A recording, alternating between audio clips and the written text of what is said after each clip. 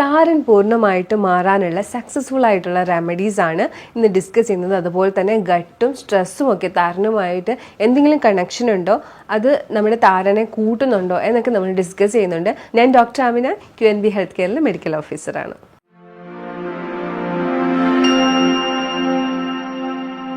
താരൻ കണ്ടുവരാത്തതായിട്ട് ചുരുക്കം ആളുകളെ ഉണ്ടാവുള്ളൂ. മിക്ക ആളുകൾക്കും തലയിൽ താരൻ വന്നു പോയിട്ടുണ്ടാവും. ഇത് കൂടുതലായിട്ടും കാണുന്നത് ധൃതിപ്പെട്ട ജീവിതത്തിൽ നമുക്ക് തലയിലേക്കുള്ള കെയർ കാര്യങ്ങളൊന്നും കൊടുക്കാൻ പറ്റാത്ത അവസരത്തിൽ കൂടുതലായിട്ടും ഷാമ്പൂ ഉപയോഗിക്കുക, അതുപോലെ തന്നെ ജെല്ല്, ഈ ഹെയർ ഡ്രയർ ഒക്കെ കൂടുതലായിട്ട് ഉപയോഗിക്കുക.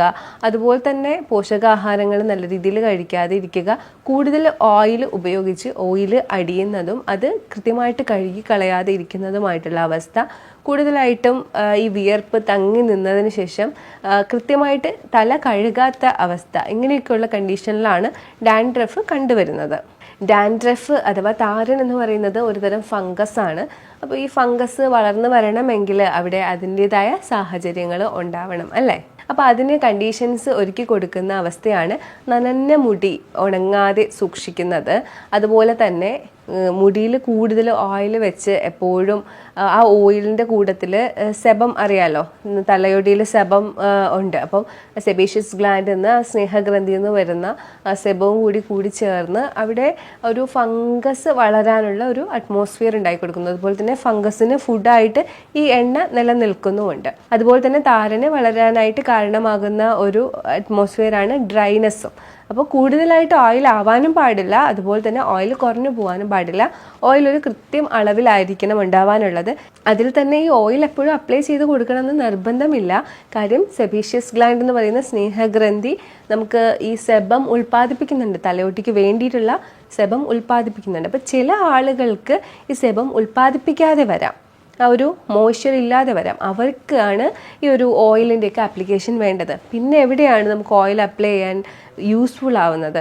ഈ ഓയിൽ അപ്ലൈ ചെയ്ത് കൊടുക്കുന്ന മസാജ്, ആ ഒരു മൂവ്മെൻറ്റ് കൊടുത്തു കഴിയുമ്പോഴത്തേക്കും അവിടെ ഒരു സർക്കുലേഷൻ ഇംപ്രൂവ് ആയി പോഷകാഹാരങ്ങൾ കഴിച്ച് ഉണ്ടായ ആ ഒരു ന്യൂട്രിയൻസ് ഒക്കെ കൂടുതലായിട്ട് നമുക്ക് ഹെയർ ഫോളിക്കിൾസിനൊക്കെ കിട്ടുന്ന ഒരു കണ്ടീഷൻ ഉണ്ടാക്കി തരും. അപ്പം അതിനാണ് ഓയിൽ സഹായിക്കുന്നത്. അല്ലാതെ ഓയിൽ തലയിൽ തന്നെ വെച്ചിരുന്നിട്ട് ഉപയോഗമൊന്നും ഉണ്ടാവുന്നില്ല.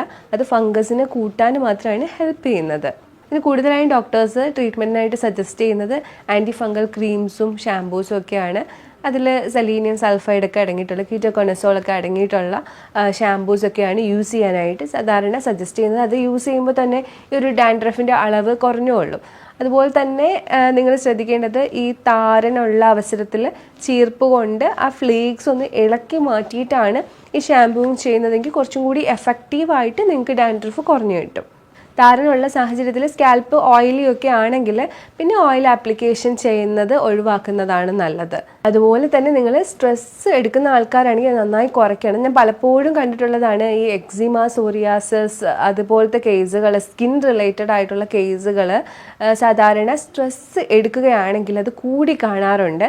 അപ്പോൾ നമുക്ക് സ്കിന്നിന് എന്തെങ്കിലും പ്രശ്നം ഉണ്ടെങ്കിൽ പിന്നെ നമ്മൾ ഏറ്റവും കൂടുതൽ ശ്രദ്ധിക്കേണ്ടത് നമ്മൾ കൂടുതലായിട്ട് സ്ട്രെസ് എടുക്കാതിരിക്കുക. അപ്പം ചോദിക്കും എങ്ങനെയാണ് സ്ട്രെസ് എടുക്കാതിരിക്കുന്നതെന്ന്. പക്ഷേ മെഡിറ്റേഷനും യോഗയും ഒക്കെ ചെയ്ത് ഇപ്പം നിങ്ങൾക്ക് കൗൺസിലിംഗ് എടുക്കണമെങ്കിൽ കൗൺസിലിംഗ് വരെ എടുത്ത് അത് കുറച്ച് വെച്ചെങ്കിൽ മാത്രമേ നിങ്ങൾ ഇനിയിപ്പോൾ എന്ത് അപ്ലൈ ചെയ്തെന്നിരുന്നാലും അതിന് എഫക്റ്റ് കിട്ടുകയുള്ളൂ. ഒരു ബാലൻസ്ഡ് ആയിട്ടുള്ള ഹെൽത്തി ലൈഫ് സ്റ്റൈൽ ഇത്തരം ഡാൻഡ്രഫ് അല്ലെങ്കിൽ സ്കിൻ ഇഷ്യൂസ് കാണുന്ന ആൾക്കാർ ഫോളോ ചെയ്തിരിക്കണം. ട്രേസ് എലമെൻസും മിനറൽസും വൈറ്റമിൻസും ഒക്കെ കൃത്യമായിട്ട് ബോഡിയിലേക്ക് എത്തുന്ന രീതിയിലുള്ള ഫുഡും അതുപോലെ തന്നെ നല്ലൊരു എക്സസൈസ് പാറ്റേണും ലൈഫ് സ്റ്റൈലും ഒക്കെ ഉണ്ടായിരിക്കണം. പിന്നെ മെയിനായിട്ട് ഇത്തരം ആളുകൾ ശ്രദ്ധിക്കേണ്ട ഒരു കാര്യമാണ് ഒരു സ്കാൽപ്പ് കെയർ റുട്ടീൻ നിങ്ങൾ ചെയ്യണം. അതായത് ഒന്നിടവിട്ട് നിങ്ങൾ മുടി കഴുകുന്ന ശീലം ഉണ്ടാവണം. എന്നും കഴുകണം എന്നല്ല, ഒന്നിടവിട്ട്.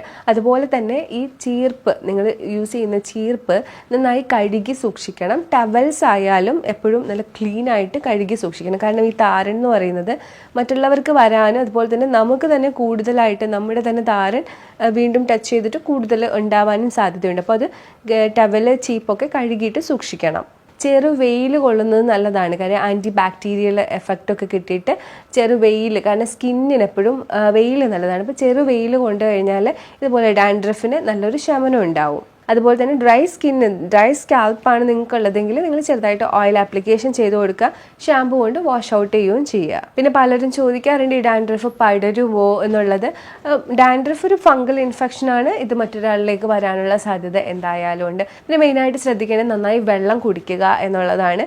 എല്ലാ ബോഡിയുടെ ആക്ടിവിറ്റീസിനും വെള്ളം ആവശ്യമാണ്. അതുപോലെ തന്നെ ഇതൊരു ടോക്സിക്കേഷൻ ആണ് അല്ലെ, ഫംഗസ് വരിക എന്ന് പറയുന്നത് ബോഡിയിലൊരു പുറത്തുനിന്ന് ഒരിത് വന്നിരിക്കുന്നതാണ്. അപ്പം നന്നായി വെള്ളം കുടിച്ച് നമ്മുടെ ബോഡി നല്ല ഹൈഡ്രേറ്റ് ആയിട്ട് വെക്കുക, നല്ലൊരു ഫൈറ്റിംഗ് മെക്കാനിസം ഒക്കെ ഉണ്ടാവാനായിട്ടാണ്. അപ്പം എപ്പോഴും ആവശ്യമാണ് ഹൈഡ്രേഷൻ. അപ്പം നന്നായി വെള്ളം കുടിച്ചിരിക്കുക. പിന്നെ മനസ്സിലാക്കുക, ഡാൻഡ്രഫ് എന്ന് പറയുന്നത് ഒരിക്കലും ഒരു വലിയ മാരകമായിട്ടുള്ള ഒരു കാര്യമൊന്നുമല്ല. ഇത് എല്ലാവർക്കും വരുന്നതാണ്, കോമൺ ആണ്. പക്ഷേ ഇത് ലോങ് ആയി നിൽക്കാനുള്ള സാധ്യതയുണ്ട് നമ്മൾ നന്നായി കെയർ ചെയ്ത് കൊടുത്തില്ലെങ്കിൽ. അതുപോലെ തന്നെ ഈ ഡാൻഡ്രഫ് ക്രമേണ അതൊരു വലിയ രീതിയിലേക്ക് പതിയെ സ്കിന്നിനെ വല്ലാണ്ട് എഫക്റ്റ് ചെയ്ത് സോറിയാസിസിലേക്കൊക്കെ പോകാനുള്ള സാധ്യതയും ഉണ്ട്. വലിയ വലിയ വ്രണങ്ങളൊക്കെ ആവാനുള്ള സാധ്യതയുണ്ട്. അപ്പോൾ നമ്മൾ നന്നായിട്ട് കെയർ ചെയ്ത്, ഡാൻഡ്രഫ് ഉള്ള ആളുകൾ ഇത്തരം കെയർ ഒക്കെ ചെയ്ത് കഴിഞ്ഞാൽ നിങ്ങൾക്ക് ഡാൻഡ്രഫ് കുറച്ചെടുക്കാൻ പറ്റും. നിങ്ങൾ പല സ്ഥലത്തും കണ്ടിട്ടുണ്ടാവും ഗട്ടും ഈ ഒരു സ്കിൻ കണ്ടീഷൻസും ഒക്കെ ആയിട്ട് ബന്ധമുണ്ടെന്ന്. അപ്പോൾ ഗട്ട് ബ്രെയിൻ ആക്സസ് എന്ന് ഒരുപാട് തവണ ഞാൻ പറഞ്ഞു, മറ്റുള്ളവർ പറഞ്ഞു, നിങ്ങൾ കേട്ടിട്ടുണ്ടാവും.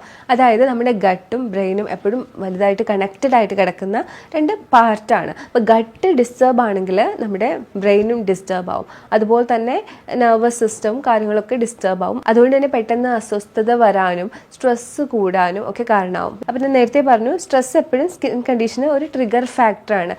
അപ്പോൾ ഇത്തരത്തിൽ ഗട്ടിന് ഉണ്ടാകുന്ന പ്രശ്നങ്ങൾ പക്ഷേ ഡാൻഡ്രഫിനെ കുറച്ചും കൂടി ബാധിക്കാറുണ്ട്.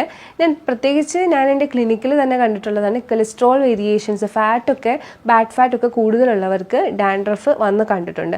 അതുപോലെ തന്നെ ആക്നെ, ഡാൻഡ്രഫ് ഒക്കെ വന്ന് കാണാറുണ്ട്.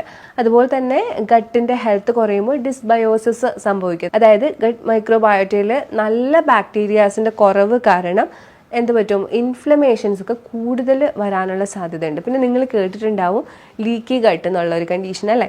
ലീക്കി ഗട്ടിനകത്ത് നമ്മുടെ ബ്ലഡിലേക്ക് ടോക്സിക് ആയിട്ടുള്ള മെറ്റീരിയൽസ് ഇൻവൈഡ് ചെയ്യുന്നതാണ്, നമുക്ക് കൂടുതലായിട്ട് വരുന്നതാണ്. അപ്പോൾ ഇതും നമുക്ക് ഡാൻഡ്രഫ് ഒക്കെ ഉണ്ടാകുന്ന സമയത്ത്, ഗട്ടിന് കൂടി ഹെൽത്ത് ഇല്ലെങ്കിൽ ടോക്സിൻസ് കൂടുതൽ ഉണ്ടാകുന്ന സമയത്ത് ഡാൻഡ്രഫ് കൂടുതലായിട്ട് ട്രിഗർ ആവാനും പെട്ടെന്ന് കുറയാതിരിക്കാനും കാരണമാവും. അപ്പോൾ ഡാൻഡ്രഫ് ഒക്കെ ഉള്ള ആളുകൾ ഗട്ടിൻ്റെ ഹെൽത്തും കൂടി ശ്രദ്ധിക്കുകയാണെങ്കിൽ കുറച്ച് പെട്ടെന്ന് നിങ്ങൾക്ക് ബെറ്റർ ആവും. അതുപോലെ തന്നെ ഡാൻഡ്രഫ് ഒക്കെ ഉള്ള സമയത്ത് നിങ്ങൾക്ക് പോഷകാഹാരമൊന്നും ഇല്ല, വേണ്ടാത്ത ഫുഡുകളാണ് കഴിക്കുന്നത്, ശരീരത്തിന് വലിയ ഉപയോഗമില്ലാത്ത ഫുഡുകളാണ് കഴിക്കുന്നതെങ്കിൽ നിങ്ങൾക്ക് എപ്പോഴും ഒരു ഡാൻഡ്രഫ് കൂടാനാണ് സാധ്യത. അതുപോലെ തന്നെ ഈസ്റ്റ് ഗ്രോത്ത്, ഫംഗൽ ഗ്രോത്ത് കൂട്ടുന്ന ടൈപ്പായിട്ടുള്ള carbonated drinks, soft drinks, processed sugar ഒക്കെ കൂടുതൽ കഴിച്ചു കഴിഞ്ഞാൽ ഈ ഒരു ഗ്രോത്ത്, ഫംഗൽ ഗ്രോത്ത് കൂടും. അപ്പോൾ അതുകൊണ്ട് അതെല്ലാം അവോയ്ഡ് ചെയ്യുക. സ്കിന്നിന് ഹെൽത്തി ആയിട്ടുള്ള മീറ്റ്, ഫിഷ്, പരിപ്പ്, പയറ്, ഹോൾ ഗ്രാംസ് ഇതൊക്കെ ഉൾപ്പെടുത്താനായിട്ട് ശ്രദ്ധിക്കുക. പ്രത്യേകിച്ച് ഫിഷസ് വളരെ നല്ലതാണ് സ്കിന്നിന്. അപ്പോൾ അതൊക്കെ കൂടുതലായിട്ട് ഉൾപ്പെടുത്തുക. ഹെൽത്തി ഗട്ട് ബാക്ടീരിയാസിന് വേണ്ടിയിട്ട് പ്രോബയോട്ടിക്സ് ഒരു 2 to 3 months എടുക്കുകയാണെങ്കിൽ ഗട്ടിൻ്റെ പ്രശ്നം കൊണ്ടുണ്ടാകുന്ന ആ ഒരു ട്രിഗർ ഫാക്ടറൊക്കെ നമുക്ക് ഒഴിവായി കിട്ടും. അതുപോലെ ഷുഗർ കട്ട് ചെയ്യുന്നതാണ് നല്ലത്. കാരണം ഷുഗർ കട്ട് ചെയ്ത് കഴിഞ്ഞാൽ ഈ ഒരു ഫ്ലേക്സ് ഉണ്ടാവുന്നത് കുറഞ്ഞു കിട്ടും. സ്ട്രെസ്സിൻ്റെ അളവ് മാക്സിമം കുറയ്ക്കുക. ഇതിനായിട്ട് നമുക്ക് മെഡിറ്റേഷൻ, യോഗ, കൗൺസിലിംഗ് ഒക്കെ നമുക്ക് എടുക്കാവുന്നതാണ്. ഇനി ഞാൻ പറയാൻ പോകുന്നത് ഡാൻഡ്രഫിനായിട്ട് സക്സസ്ഫുള്ളായിട്ട് നമുക്ക് ചെയ്യാൻ പറ്റുന്ന കുറച്ച് റെമഡീസാണ്. അതിൽ ഒന്നെന്ന് പറയുന്നത് നാരങ്ങ അപ്ലൈ ചെയ്യുന്നതാണ്. നാരങ്ങ കുറച്ച് പിഴിഞ്ഞ് വെള്ളത്തിലൊന്ന് ഡൈല്യൂട്ട് ചെയ്ത് തലയോട്ടിയിൽ അപ്ലൈ ചെയ്യുകയാണെങ്കിൽ നിങ്ങൾക്ക് ഡാൻഡ്രഫിൻ്റെ ശല്യം കുറഞ്ഞു കിട്ടും. അതുപോലെ തന്നെ നിങ്ങൾക്ക് യൂസ് ചെയ്യാൻ പറ്റിയതാണ് അലോവേര. വീട്ടിൽ ഉള്ളതായാലും നിങ്ങൾക്ക് യൂസ് ചെയ്യാം, അല്ലെങ്കിൽ ജെല്ലായാലും നിങ്ങൾക്ക് യൂസ് ചെയ്യാം. അലോവേരയുടെ കണ്ടൻസോ ഉള്ള എന്തെങ്കിലും ഒരു പദാർത്ഥം നിങ്ങൾ യൂസ് ചെയ്യുന്നുണ്ടെങ്കിൽ അത് നിങ്ങൾക്ക് ഡാൻഡ്രഫിന് സഹായിക്കുന്നുണ്ട് എന്നുള്ളത് നല്ല റിസൾട്ടുള്ളൊരു കാര്യമാണ്. അതുപോലെ ടീ ട്രീ ഓയിൽ, അത് ആൻറ്റി ഫംഗൽ ആണ്. അതുകൊണ്ട് ഡാൻഡ്രഫ് ഉള്ള സമയങ്ങളിൽ നിങ്ങൾക്ക് ടീ ട്രീ ഓയിൽ ഒന്ന് പരീക്ഷിച്ചു നോക്കാം. അതുപോലെ ആപ്പിൾ സിഡർ വിനെഗർ 1:1 റേഷ്യോയിൽ വെള്ളമായിട്ട് മിക്സ് ചെയ്ത് നമ്മൾ തലയിൽ അപ്ലൈ ചെയ്യുവാണെങ്കിൽ ഇതുപോലെ pH മെയിൻറ്റെയിൻ ചെയ്തിട്ട് ഡാൻഡ്രഫിൻ്റെ അളവ് കുറയാറുണ്ട്. അപ്പം അതും നമുക്ക് ചെയ്യാം, നല്ല റിസൾട്ട് കിട്ടുന്ന റെമഡിയാണ്. അതുപോലെ തന്നെ ഇതൊക്കെ ചെയ്യുമ്പോൾ നിങ്ങളൊരു എക്സ്ഫോളിയേഷനും കൂടി ചെയ്യുന്നത് നല്ലതാണ്. ഇത് ചീർപ്പ് കൊണ്ട് നമ്മുടെ സ്കാൽപ്പിലുള്ള ഫ്ലേക്സ് ഒക്കെ ഒന്ന് മാറ്റിയതിന് ശേഷം ഇതിലേതെങ്കിലും ഒന്ന് നിങ്ങൾക്ക് ചെയ്യാൻ പറ്റുന്ന ഏതെങ്കിലും ഒന്ന് ചെയ്ത് നോക്കുക, അല്ലെങ്കിൽ 1 or 2 ആൾട്ടർനേറ്റീവായിട്ട് ചെയ്ത് നോക്കുക. അപ്പോൾ അതൊരു 10-15 ദിവസം ചെയ്യുമ്പോൾ തന്നെ നിങ്ങൾക്ക് നല്ലൊരു റിസൾട്ട് കിട്ടും. ഇതിൻ്റെ കൂടെ എനിക്ക് പറയാനുള്ളത് ബ്ലഡ് ഒന്ന് പ്യൂരിഫൈ ചെയ്യാനായിട്ട് നിങ്ങൾക്ക് ബീട്രൂട്ട് ജ്യൂസും അതുപോലെ തന്നെ ഡീടോക്സിഫിക്കേഷൻ ഡ്രിങ്കും കറക്റ്റായിട്ട് ഒരു 10-15 ദിവസം ഈ ഒരു ഡാൻഡ്രഫ് വരുന്ന സമയത്ത് കുടിക്കുകയാണെങ്കിൽ ബ്ലഡിൻ്റെ പ്യൂരിഫിക്കേഷനും കൂടി നടക്കും. ഡീടോക്സിഫിക്കേഷൻ ഡ്രിങ്ക് ഞാൻ എപ്പോഴും പറയാറുള്ളതാണ് പുതിനയില, ഇഞ്ചിയുടെ ഒരു കഷ്ണം, ചെറുനാരങ്ങയുടെ ഒരു പീസ്, ഇത്രയും ഇട്ട് രാത്രി അടച്ചു വെച്ചതിന് ശേഷം രാവിലെ കൺസ്യൂം ചെയ്താൽ മതി. ഒരു ഉച്ച വരെയുള്ള വെള്ളം ഇത് കുടിച്ചാൽ മതി. ഡയറ്റ് നന്നായിട്ട് ശ്രദ്ധിക്കുക, നല്ല ക്ലീൻ ആയിട്ടുള്ള ഫുഡ് തന്നെ കഴിക്കുക, ഒരുപാട് ഓയിലി ആയിട്ടുള്ള ഫുഡൊന്നും കഴിക്കാതിരിക്കുക ഈ ഒരു സമയത്ത്. അപ്പോൾ ഇതൊന്ന് ക്ലിയർ ആയതിനു ശേഷം നിങ്ങൾക്ക് ബാക്ക് ടു നോർമൽ പോകാമെന്നല്ല, എപ്പോഴും ഹെൽത്തി ആയിട്ടിരിക്കാനേ ഞാൻ നിങ്ങൾക്ക് സജസ്റ്റ് ചെയ്യുള്ളൂ. എന്നാലും നിങ്ങൾക്ക് ഇത് ട്രീറ്റ് ചെയ്തതിന് ശേഷം അത്യാവശ്യം മറ്റു ഫുഡ് കഴിക്കാം. പക്ഷേ ഈ ഒരു ട്രീറ്റ് ചെയ്യുന്ന സമയത്ത് ക്ലീൻ ആയിട്ടുള്ള ഫുഡ് മാത്രം കഴിക്കുക. അപ്പോൾ ഇത്രയൊക്കെ കാര്യങ്ങൾ നിങ്ങൾ കൃത്യമായിട്ട് ഫോളോ ചെയ്യുകയാണെങ്കിൽ ഉറപ്പായിട്ടും നിങ്ങൾക്ക് ഡാൻഡ്രഫിൻ്റെ പ്രശ്നങ്ങൾ കുറഞ്ഞു കിട്ടുകയും ചെയ്യും. പിന്നെ നിങ്ങൾക്ക് വരാനും സാധ്യതകൾ ഉണ്ടാവില്ല. അപ്പോൾ ഞാൻ ഈ പറഞ്ഞ കാര്യങ്ങളിൽ നിങ്ങൾക്ക് എന്തെങ്കിലും സംശയം ഉണ്ടെങ്കിൽ, വേറെ എന്തെങ്കിലും സംശയം ഡാൻഡ്രഫിനെ സംബന്ധിച്ചിട്ടുണ്ടെങ്കിൽ നിങ്ങൾക്ക് ഈ കാണുന്ന നമ്പറിൽ കോൺടാക്ട് ചെയ്യാവുന്നതാണ്. നമുക്ക് ഓൺലൈൻ കൺസൾട്ടേഷനും അവൈലബിൾ ആണ്. Thank you for watching my video. ഇനി ഒരു വീഡിയോയിലേക്ക് കാണുന്നവരേക്കും ബൈ.